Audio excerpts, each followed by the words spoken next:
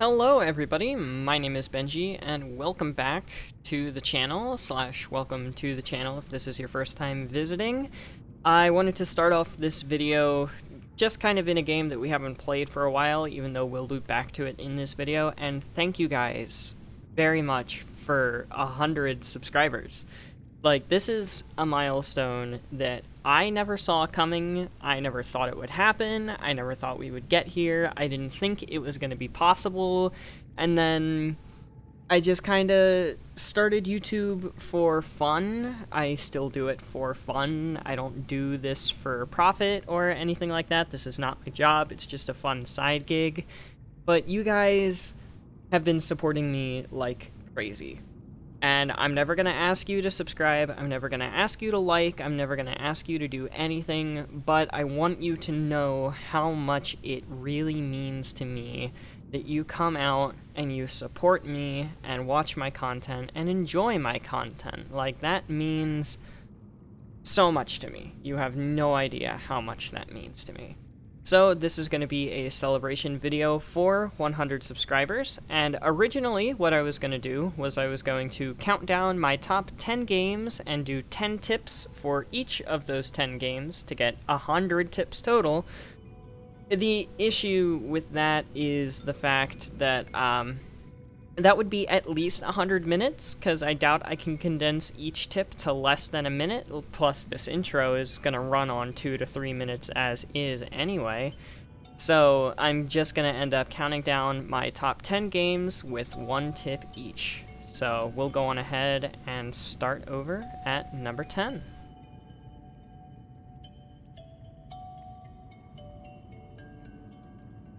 So starting off here, at our number 10 game spot is Don't Starve Together. Now, Don't Starve Together is a game that I played primarily on Twitch. I played with a very good friend of mine, Chaos6. He is a fantastic Twitch streamer, does a whole lot of Pokemon-related content. If you want to go give him a look on Twitch.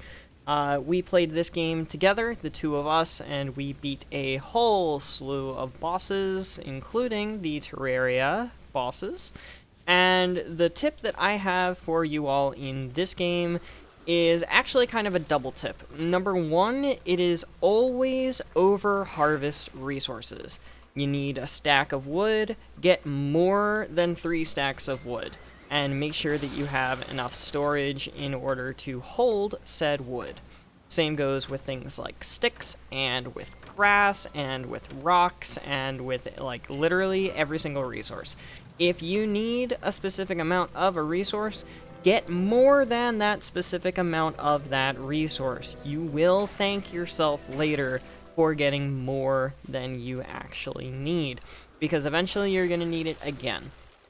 And the second half of that tip is to make a base centralized in an area in which you have easy access to each resource.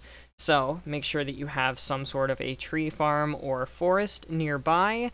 Bring yourself a whole bunch of sticks and berries and grass and plant it at your base, or base next to somewhere that has an abundance of them. Make sure that you are decently close to some sort of spiders in order to farm spiders for all of their wonderful, wonderful loot. And make sure that you are at least a decent close distance to rocks and gold. We've harvested this entire biome for gold, as well as having some sort of a cave entrance or wormhole tube network nearby. That way you can go into the caves or around the rest of the map to different areas in order to harvest said resources. Another thing to note with making a base, Pig King is really, really nice for trading trinkets in order to get gold. Gold is very important, as well as you're gonna want to be able to have some sort of swamp. We have a wormhole network for the swamp, and stay away from the biome that has all of the meteor fields. So the meteor field biome... Oh, game is auto-paused. The meteor field biome will crash meteors directly into your base and expands as you play the game. So beware of that as well. That concludes the tip for game number 9, or game number 10. So let's go on ahead and move over to game number 9. Game number 9 is going to be Dead by Daylight, and I'm going to apologize now for the lack of game audio over top of this. I'm actually not in a position where I can update Dead by Daylight and play it in order to get new footage, so this is from my tier list video that's up on the channel. I'll leave a link to that in the description, because that kind of counts as a tip as well. But my main tip for this game is to just not get mad. And I really, really struggle with that. I'm hoping to get back into Dead by Daylight with the new update that just came out. I believe it's 5.3.0. It's currently on the PTB with Albert Wesker as the killer, and Ada Wong and another survivor added from the Resident Evil franchise. And I'm really hoping to get back into the game after the last couple of updates that have been coming out. It looks like it's starting to get into a better position, a more balanced position, and a position in which it's going to be easier to do this tip, which, yet again, is to not get mad. Now, like I said, I very much struggle with that. As you can see here, I'm swinging wildly, I'm already a little tilted.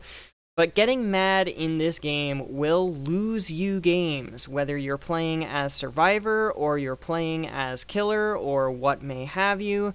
If you get mad while you are playing this game, you are absolutely going to lose your spirit, you're going to lose your focus, and you're going to lose your target and lose the game.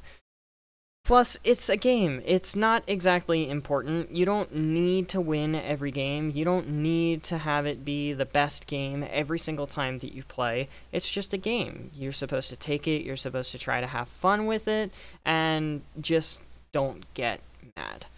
Now, that goes a lot easier on the Survivor side because there's 4 of you versus 1 killer. It's a lot easier to just accept, oh, well, you know, the killer is more powerful because there's 4 of us and 1 of him, and, you know, just because I went down in a chase doesn't mean the next guy will, and it doesn't mean the next guy has nothing that he's able to be doing, so I can just take that as a loss and just not get upset at it. Killer is a lot harder, though, because survivors will just absolutely torment you. I was never good at it. It's just a hell of a time, in all honesty. So that's my number 1 tip for Dead by Daylight, and we're going to move on to game number 8. Game number 8 is going to be the Planet Crafter. Now, I love Planet Crafter. I love Planet Crafter so much. The reason why it's all the way down at number 8, though, is because I love all of the other games more than Planet Crafter.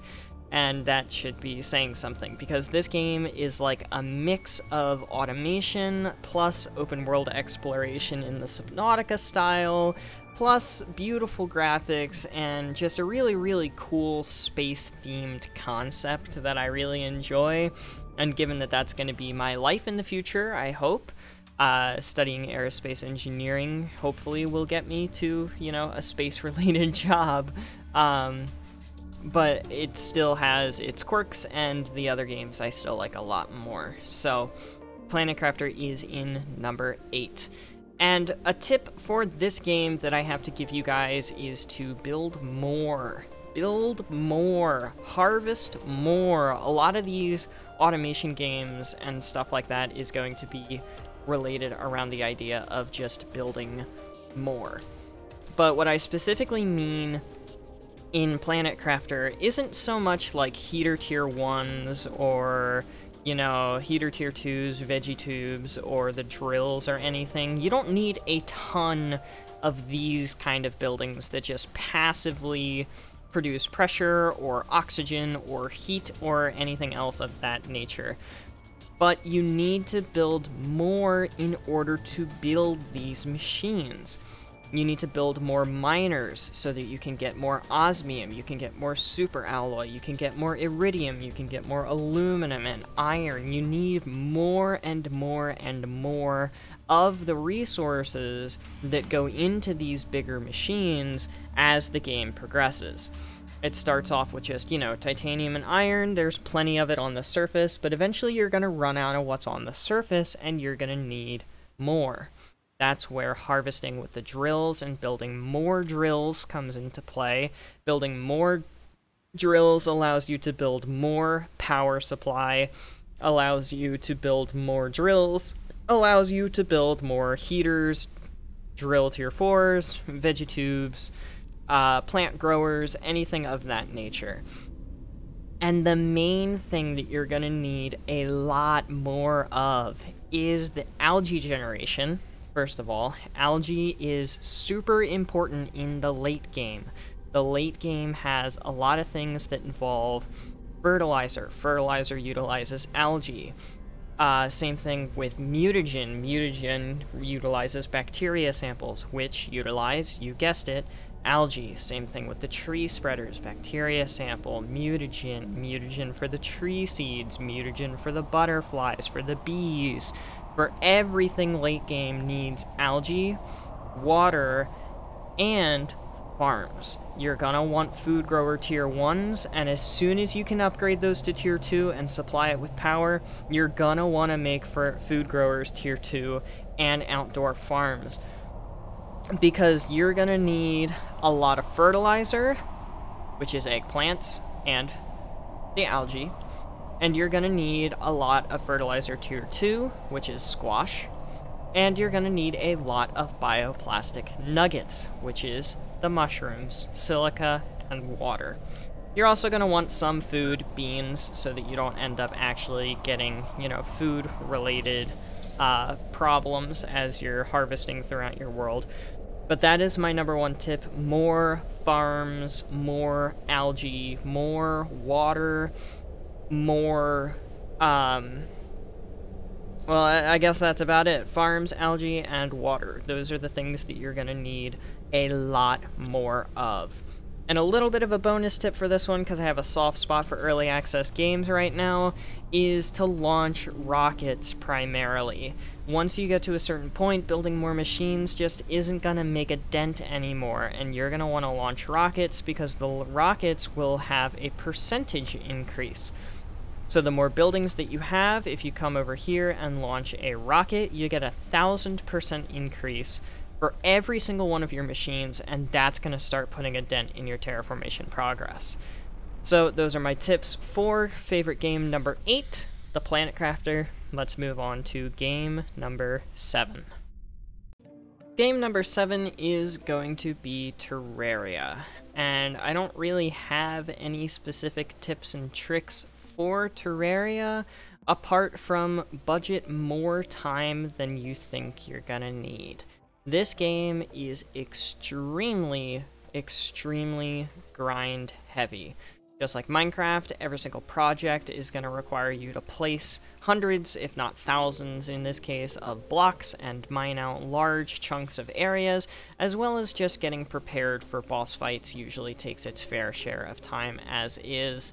So just be sure that you are budgeting yourself enough time, you're not underestimating how much time you're going to actually need for a specific project. You're always going to want to think you're going to need more time than you actually do. The last thing that you want to do, because it causes you to get burnt out very quickly, like I did, is go into a project thinking, oh, this will only take an hour, this won't take that long for me to build a platform, it won't take that long for me to build an arena. Because then you're going to start building the arena and you're going to realize, oh, wait a second, this is going to take me like 5 hours instead. And that is just going to really kill your mood. And that's what happened with me specifically with the Wall of Flesh, which is why I haven't posted a Terraria video or stream in quite some time now. I'm just really burnt out. I might return to it in the future when I get that Terraria itch, because just like Minecraft, you do get that itch to play Terraria every once in a while. But until then, that run is dead, and that is my advice. Just take more time than you think you're actually going to need. For example, this little building right here probably took me 2 hours. Maybe 2.5, I think. It was like half of a stream, and streams are usually around 4 hours. Just for this building alone. And this is a small building, so just make sure that you budget your time and I'm going to go on ahead and move on to number 6. Game number 6, number 6 is going to be Hollow Knight.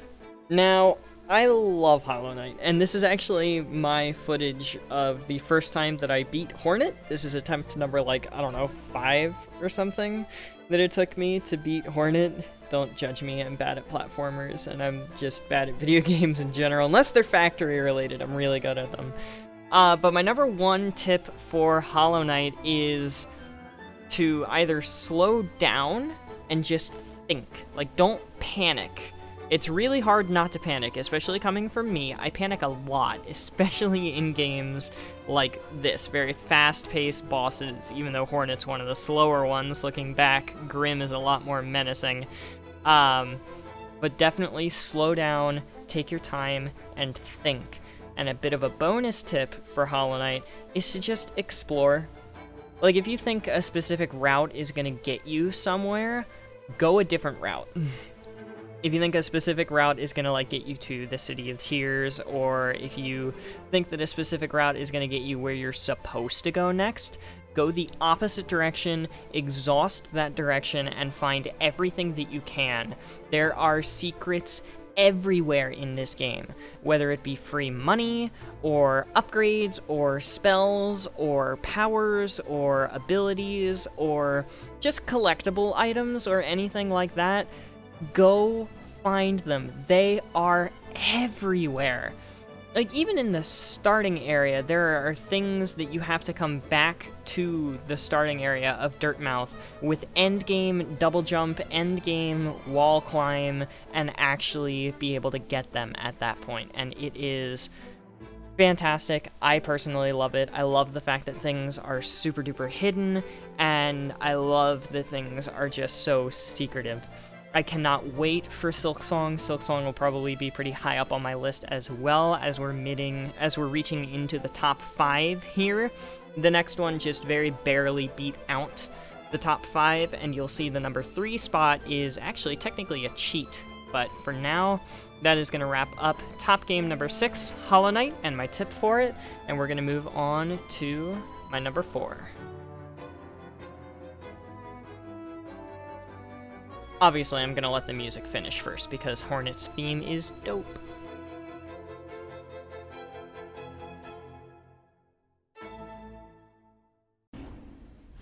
Alright, you one dead freak, you ready to die twice? Alright, so with that said from Benji in the past, I'm gonna go on ahead and mute the audio, but I started this clip up and it was too good. It was too good. I had to keep it in there. Had to keep it in there. Now, this is my first attempt at Nemesis in Resident Evil 3, which goes to show that my favorite game in the number 5 slot is going to be the Resident Evil series.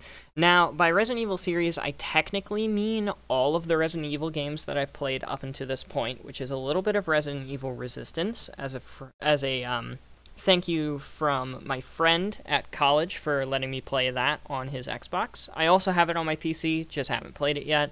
But I did play Resident Evil 2 on my PlayStation, Resident Evil 3 on my PC, and very recently we just finished up Resident Evil 4, and we'll be returning to that soon for finishing up Ada's questline after completing it on Leon's main questline, which, by the way, I am hyped for Resident Evil 4.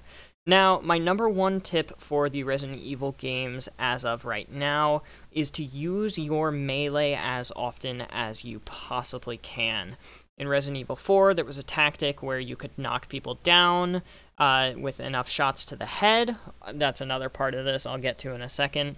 And then eventually, you would be able to knife them to death while they're writhing on the ground. And that was something that I did a lot in Resi 2 as well, and in Resi 3. You get as many headshots as possible until the thing that you're shooting at falls on the ground, and then you pull out your melee and hit it until it dies as a melee. That way, you're conserving as much ammo as possible. You're not just letting every single enemy that you have and encounter be a bullet sponge. You're making sure that everything is utilized to its peak efficiency. That's like the most important in this game is ammo efficiency and health efficiency. Second part of that tip, as I mentioned, is aim for the head. Do not waste your shots on body shots unless it is an enemy that has protected head armor, which is a thing in some of the Resi games like Resident Evil 4. Do not aim for the body, aim for the head. The head does more damage to the zombies in this game. It does more damage to any enemy, basically, in this game.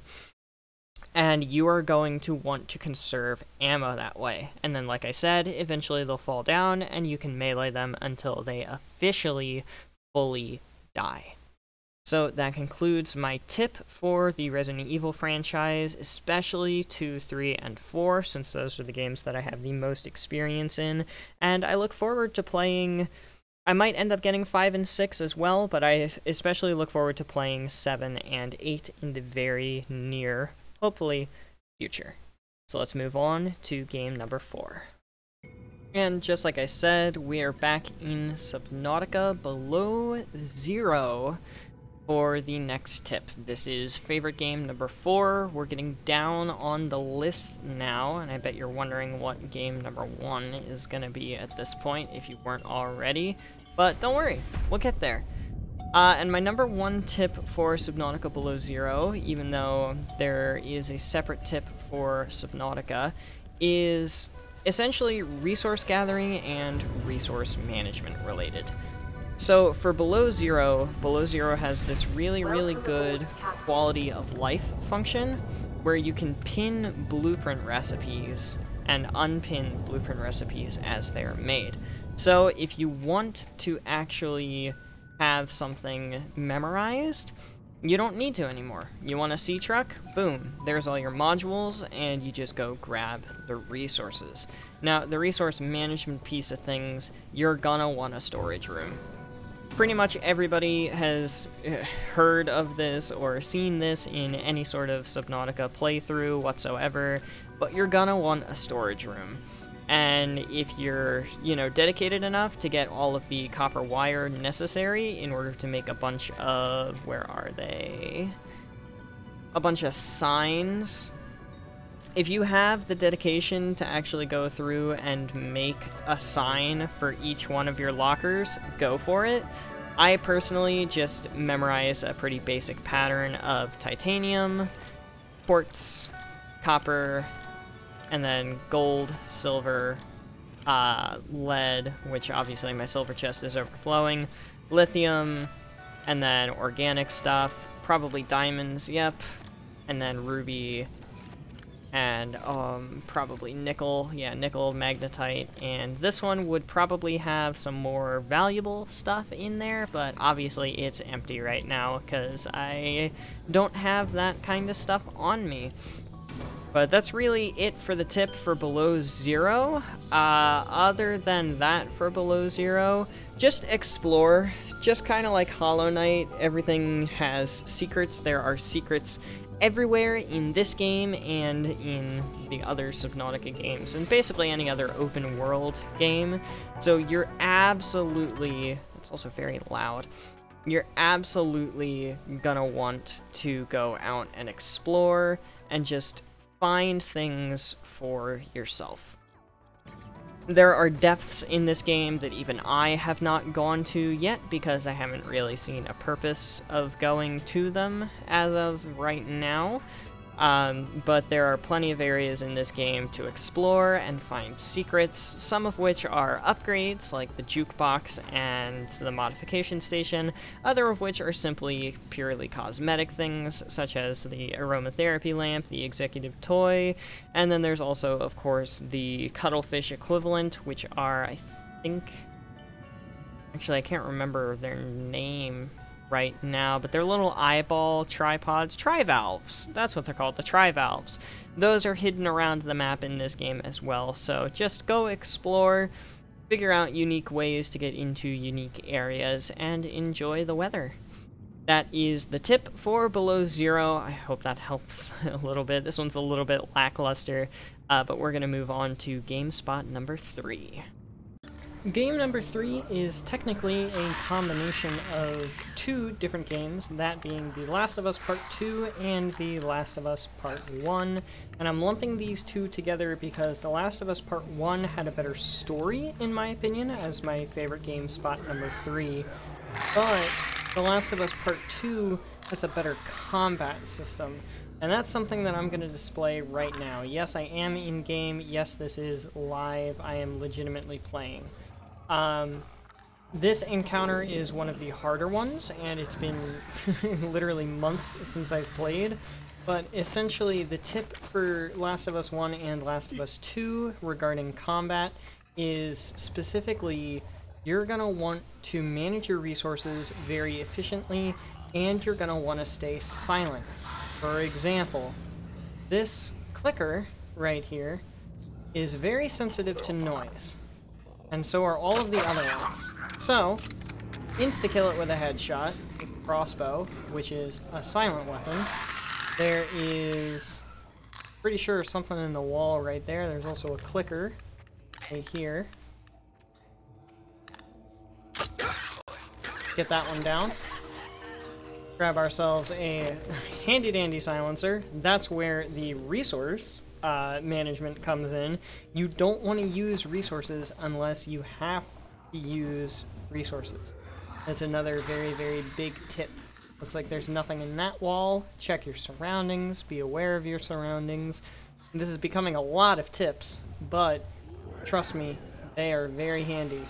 Because if you mess up in any way in these types of encounters, you will 100% die. No doubt in my mind that if you do not handle these with care, you will die. Also, bonus tip, check for resources. Make sure that resources are accounted for, and you check everything / everywhere for resources. Now, there were no guys hidden in the walls, which is very intriguing. I could have sworn that there were guys hidden in the walls here. But this is the exit. And you can see I got past the bloater and one clicker. I didn't have to waste any ammo or fighting on the clicker or the bloater. Bloaters are super strong, by the way. And I'm at the exit. However, if I were to have made noise, like this, then now Get ready. I've got a problem. I'm trying to run around and find one of the dudes that's in the walls. I don't know if there even are any, to be honest. Yeah, see, look at this guy. Oh, that's a clicker. Well, I'm dead. Woo, buddy. No, Lev! Lev! See, this is why I love this game, because crap like that is hilarious to me. You threw spores.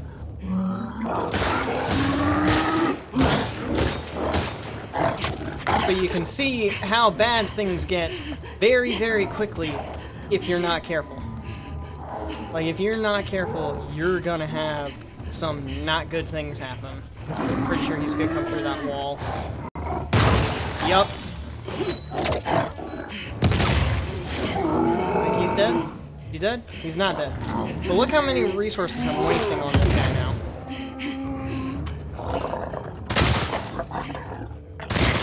He's still not dead. Oh, there's a guy that was hidden in the walls. So he would have also, by the way, he would have also triggered this. This is getting a little long for the clip here, but hey, it's one of my top 3. So I gotta make it a little bit longer. Look how much ammo I'm wasting on this thing.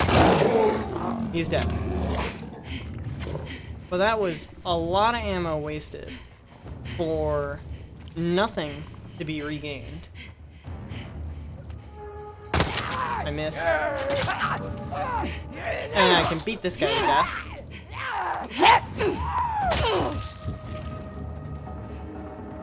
But you can see I lost some health. I lost pretty much all of my ammo for no reason, just because I didn't follow my tip of being stealthy. So that wraps up this clip. Last of Us 1 and Last of Us 2. Be stealthy, watch your resources, and be aware of your surroundings. Moving on to game number 2. Game number 2 is Subnautica, and I believe I mentioned in the Below Zero clip that this would be a little bit cheaty, and I know it kinda is. Like, I lumped the entire Resident Evil series into its own thing, and then I split up Below Zero and Subnautica, and then The Last of Us 1 and 2 were like their own thing, but Subnautica is wildly different from Subnautica Below Zero versus Last of Us 1 and 2, and the other game, the Resident Evil series, are very similar to one another. So my number 1 tip for Subnautica, which is one... That's one of my least favorite things about Subnautica. But the reason why Subnautica is my number 2 favorite game is because it really got me into gaming. It was one of the first games that I played on my PlayStation when I got it, apart from Star Wars Battlefront 2, which is my first video game I ever played, actually, minus stuff on the Wii, which was mainly Skylanders, but we're not going to get into history right now. This is a very old, nostalgic game for me. This is a game that I watched people play while it was in early access before I even had a gaming console whatsoever. And my number 1 tip in this game, other than just be creative, find creative base spaces, find creative ways to make a base using all of the different templates and stuff that they have in the blueprints and everything, use these to the best of your ability. Make a cool base. People do crazy stuff in these types of games, and it looks cool. But my number 1 thing is kind of counterintuitive. And by that, I mean it doesn't make a lot of sense. My number 1 tip is be afraid, but don't be afraid, if that makes any sense whatsoever. In this game, you're going to encounter a lot of creatures, one of which should be right here, but isn't for some reason. You're going to encounter tons of creatures, and you're going to be terrified to explore new areas. You're going to be absolutely pissing your pants exploring new regions because you don't know what is there and you don't know what could kill you. And that's good. Be afraid, but don't let it stop you. There he is. He came out of the wall. He came out of the wall. That's one of my least favorite things about this game.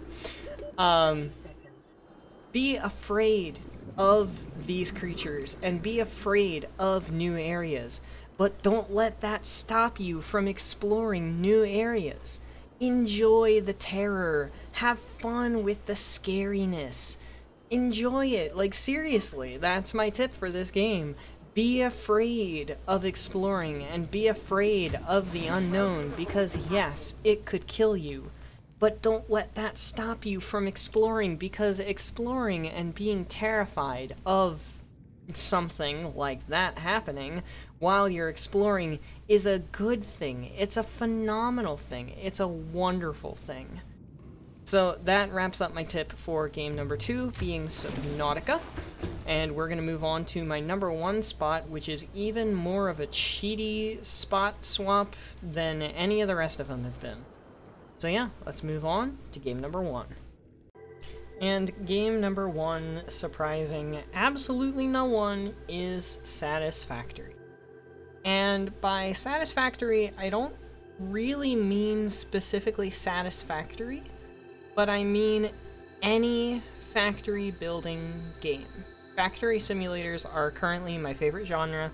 They align very much with my personal interests of problem solving and mathematics, because I am a total fucking nerd, and you guys should know this by now if you've been a part of the channel for a while, or if you just got here. I only upload factory games at the moment, and until I get my internet situation fixed and I get into streaming again, it's pretty much going to be factory.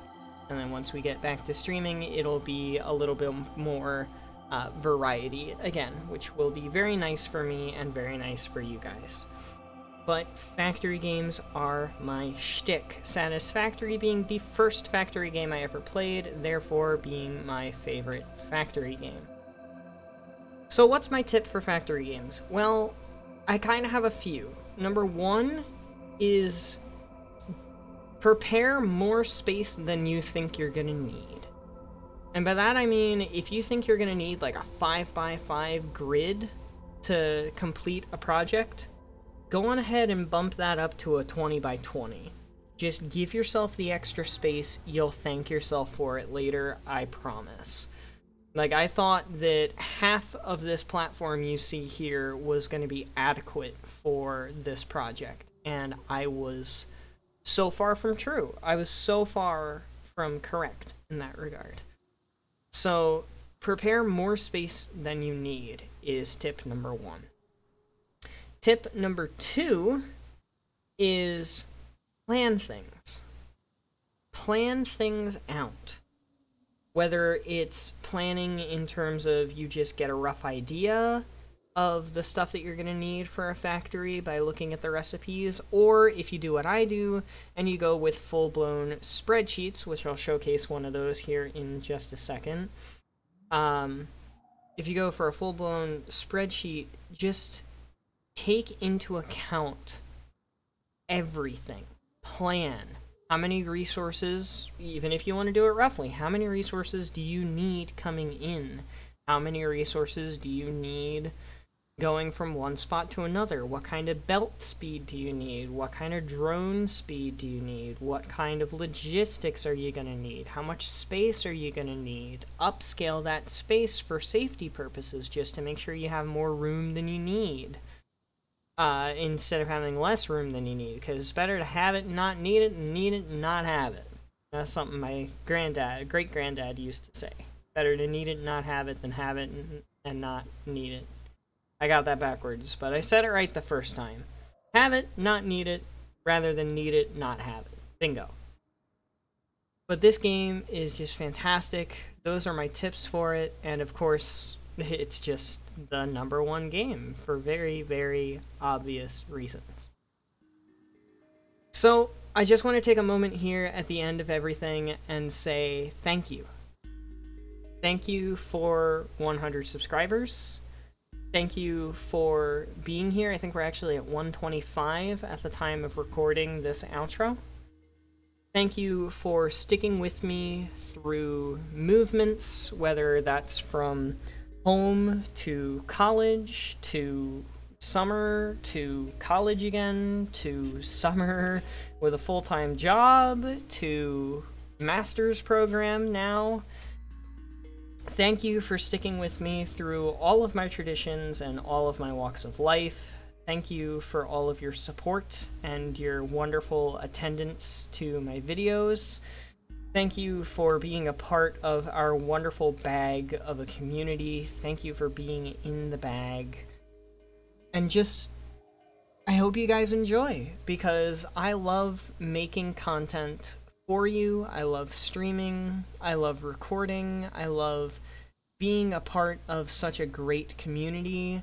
I love seeing everybody interacting with one another, whether it's Supreme with his game ideas. Supreme's one of my moderators, and Hoodie with his game ideas, or if it's Carl talking about some crazy Deltarune or Sans Undertale kind of like meme, or if it's Heckley talking about Sonic, or if it's some of you new guys that have been popping up in the Dyson Sphere videos. I don't know you by name right now, but I see you all the time. I appreciate the comments on my Dyson Sphere videos. I appreciate the fact that you're loving the blueprints. I appreciate the comments on my Exogenesis videos discussing the dynamics of the mod. I appreciate the mod creator being in touch with me and working with me with Mindustry. Thank you for that, and just thank you. Because I never, in my wildest dreams, would have expected to hit 50 subscribers, to hit 25 subscribers. I just thought I would get a rotunda of different people coming through. I wasn't expecting to get a community out of this. And I just have to say thank you. You never believe it, because I never believe it, when content creators say how much it means to them. Because it sounds fake because they say it so often. And you're thinking, how can somebody through a screen who's never met me and interacts with me when they upload, how can they appreciate me as much as they say? And I get it now. We really do. I really do. I really care about you guys, and I really, really appreciate you coming out, stopping by. Whether you stick around or not, the fact that you took the time out of your day to be here with me and have some fun means more to me than I could ever say. So thank you, everybody, for being in the bag. But that is going to be all for this video. Thank you for 100 subscribers. No need to worry about pushing that number. We're not reaching for any goals. I'm never going to ask you to subscribe. I'm never going to ask you to like. Every time you do, it's appreciated, but I'm never going to ask for it. All you got to do is come hang out and enjoy the content. It's free, and it's all for you. But without further ado, adios, sayonara, au revoir, hasta la vista, das vidania, avidazien, ciao, and goodbye. Please have yourselves all a fantastic rest of your day, rest of your year, rest of your month, rest of your whatever. Stay hydrated, get some sleep if you need to. This video and my channel are in the bag, and I will see you guys in the next video. Seriously. Thank you all. Have a wonderful one.